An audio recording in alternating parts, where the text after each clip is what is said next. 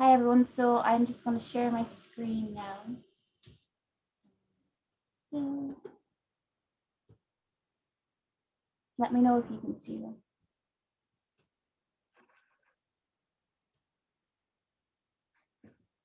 So my name is Ellen and I'm the Assistant Psychologist in the Disability Support Service.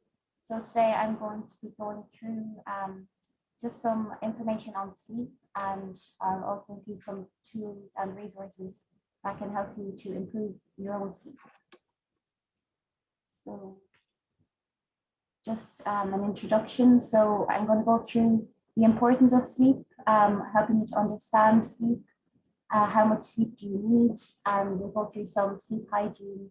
I'll also touch on sleep and anxiety, and as I said, finish on some tools and resources. So why is sleep so essential? Sleep is an essential part of life and is related to life satisfaction, stress levels, and immunity. Sleep, like diet and exercise, helps us to grow and boost the immune system. While sleeping, the brain processes information and stores memories for future use. Adequate sleep is required for learning, coping with everyday tasks, and emotional well-being. It helps in dealing with stress, managing your sensory system, motor performance, and overall endurance. It's a natural but a complex process, and it changes with age.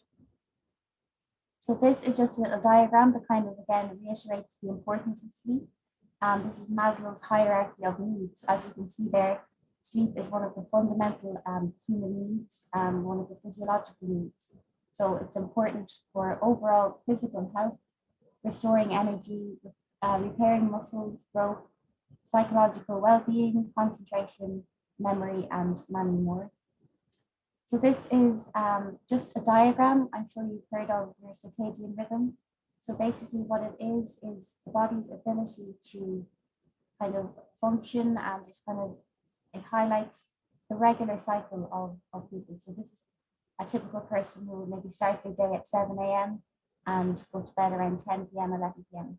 So in order to kind of function at your optimum, this would be at the recommended cycle and the time slot. So I'll just kind of go through, for example, starting your day at 7, get a bit of sunlight, and you're at highest alertness just before noon, between noon and 6 p.m. That's when you have best coordination, fastest reaction time. And maybe after 4 p.m., it's recommended to kind of limit your caffeine intake then, just so your body can kind of really optimize that the circadian rhythm and just like function at its best.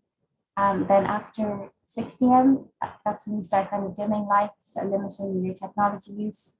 And a hormone known as melatonin starts being released after 10 p.m. So melatonin is the hormone that regulates the sleep cycle.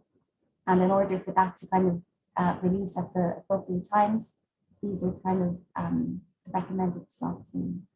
So between midnight and 6 a.m., that's when you sleep is most effectively. So what is blue light? This is something that I think has really taken the forefront in a lot of media, especially throughout the pandemic. So gadgets like the television, smartphones, laptops, and tablets emit bright shortwave blue lights. During the pandemic, our exposure to these gadgets has significantly increased.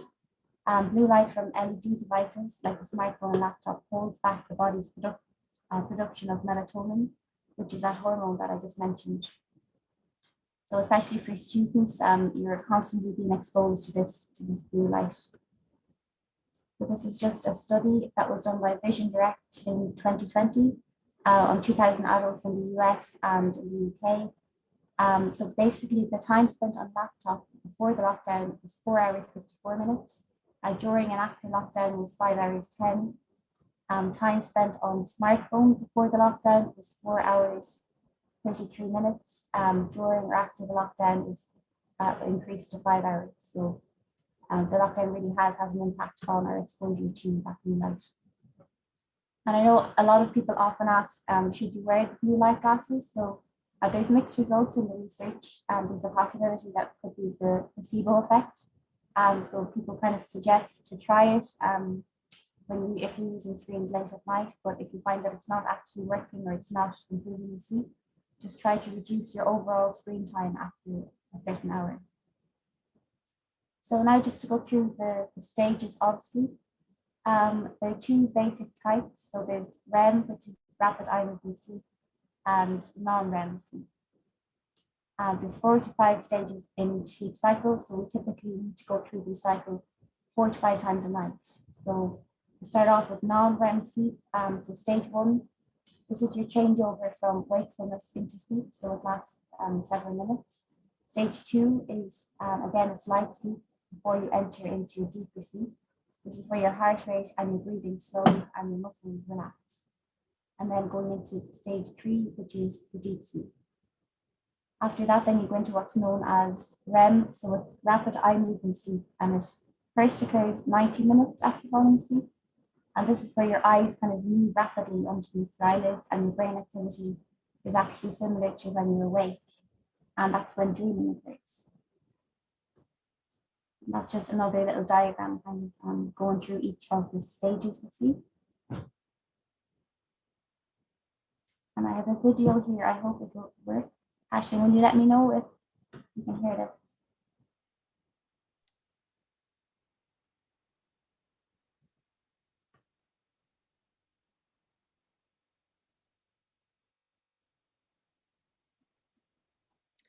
I can't hear it anyway, Ellen. You can't? No. Okay, what I can do is I can share the link if you'd like, maybe with the slideshow after. Perfect. It's just a short video. It's basically highlighting what I've spoken about already with the stages of sleep. So now just some points on the effects of lack of sleep. So as we've mentioned earlier, sleep is obviously a really significant part of your life, and it's something that you need to function in your day-to-day. So some of the effects of lack of sleep would be poor attention, concentration and memory, irritability and other mood disturbances, impaired judgment and reaction time, poor physical coordination, increased risk of disorders, including high blood pressure, cardiovascular disease, diabetes, depression and obesity, and increased stress and anxiety levels. So some of the common sleep problems are the quantity, so you're not getting enough or you're getting too many hours of sleep. Quality, so your sleep is disrupted or fragmented. Timing and the sleep-wake rhythm is not well. So that could be when your circadian rhythm is kind of broken and you're not actually sleeping at those optimum times that I mentioned earlier. So if you wanted to figure out how much sleep you're getting or how much you need, if you add the 3 24-hour periods, the last 3 24-hour periods together and divide by 3. So for example, if I was to get 7 and then 7.5 and 8 hours sleep the last 3 nights, that kind of averages off at 7.5 hours. And if you're not sure and if sleep is something that you want to improve on and you feel like it is impacting your day-to-day, if you're not getting enough, it's good to kind of have an idea of how much sleep you need. So for example, teenagers 14 to 17, it's recommended that they get 8 to 10 hours. Young adults and adults, then it's recommended 7 to 9 hours sleep a night. But again, there could be exceptions, and between 6 and 10 hours could be appropriate. But everyone kind of has to determine what works best for them.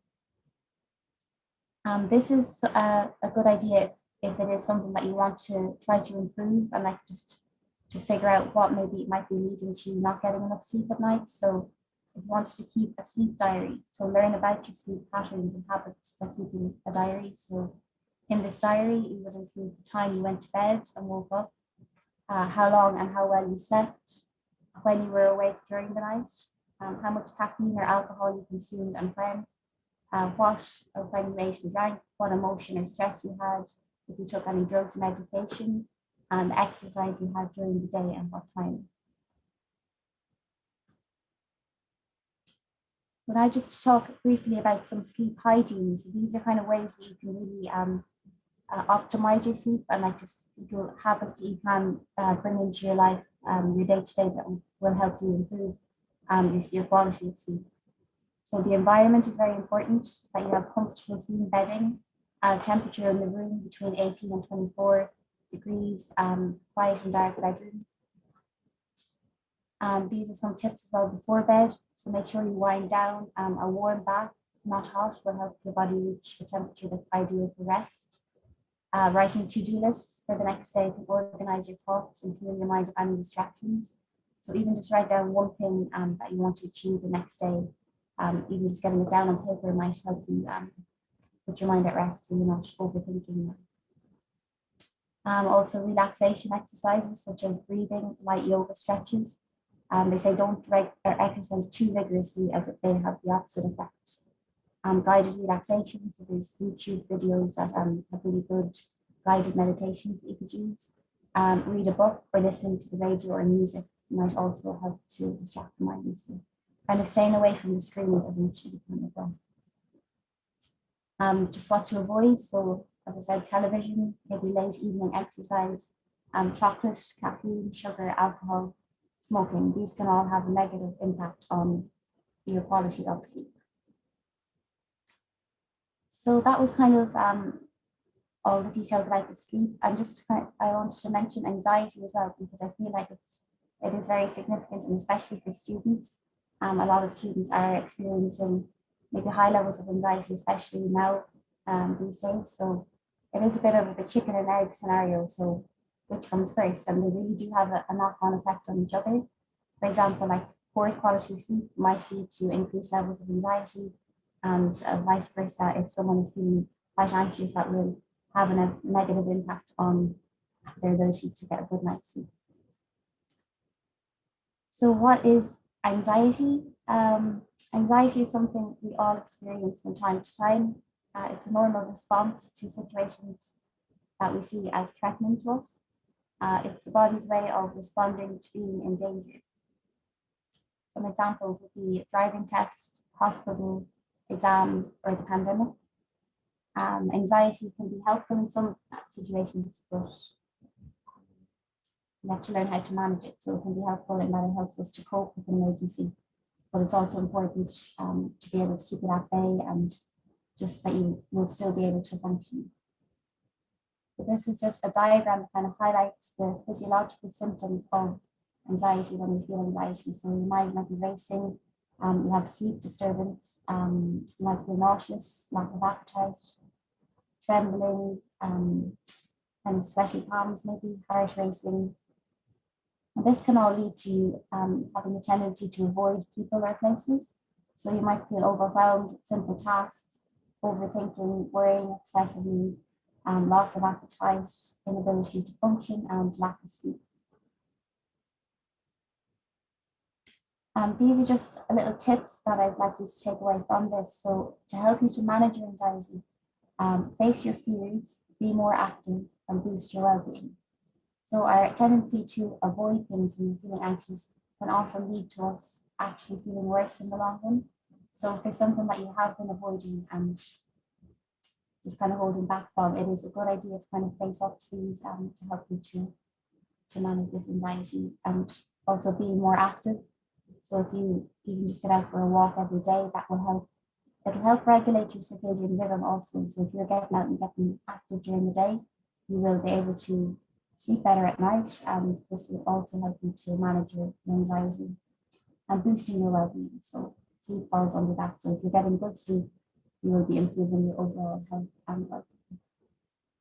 This is another video that just highlights the benefits of nature and anxiety. So I won't play it just in case it's only a couple of minutes long anyway, but I can include that link as well if anyone's interested in watching it.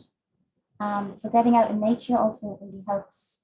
It helps with your sleep cycle. So if you're getting out first thing in the morning into daylight, you're training your body to produce the melatonin at the right time for you to actually get good night's sleep. So if you're getting out first thing in the morning into the fresh air, you're kind of getting up, going about your day, and then when it comes to nighttime, you'll be tired and that melatonin level will increase, which will actually help you have a good sleep cycle.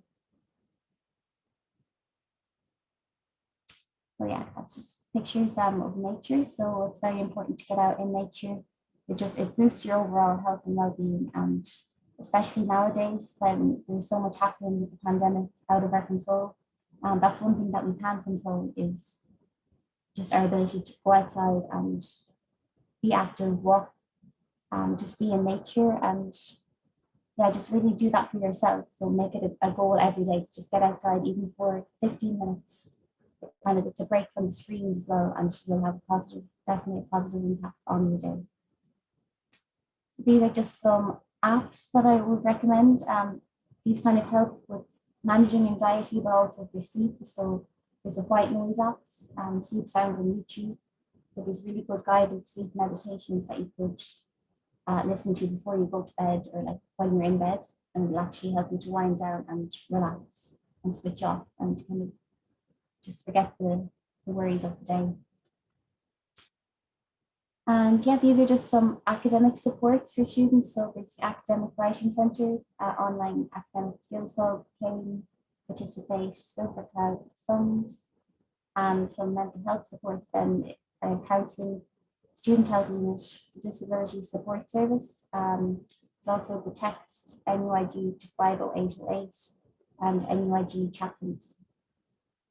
So I also want to say there, just if there is anyone that's kind of struggling with their sleep and find that you're up in the middle of the night or in the early hours of the morning, it can be a very isolating time. So that's why it's also quite important to make sure you do manage to try to sleep through the night, because it can be a difficult time to find other supports. For example, friends and family might be asleep at 3 o'clock in the morning, and if you have a tendency to be awake through the night, it can be quite isolating, and you might have anywhere to turn if you do feel like you need support. So just to highlight, you do have this number of NUIG. You can text NUIG to 50808, and that can be a good support for people who are struggling. But hopefully taken away some tips from this this presentation, and if you have any questions, don't hesitate to get in touch.